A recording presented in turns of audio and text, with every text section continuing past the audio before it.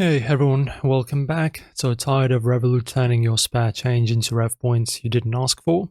So in 2025 it's a sneaky feature that's stripped up a bunch of users, but I've got the fix to shut it down fast.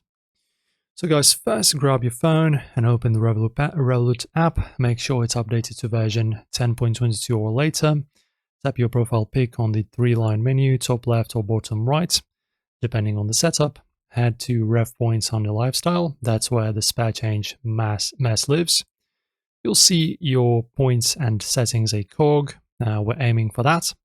Step 2, hunt down the toggle. In RevPoints, tap Settings or Manage.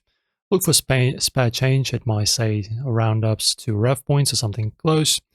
If it's on, your purchases are rounding up, like €2.70 becomes £3, with 30 to points.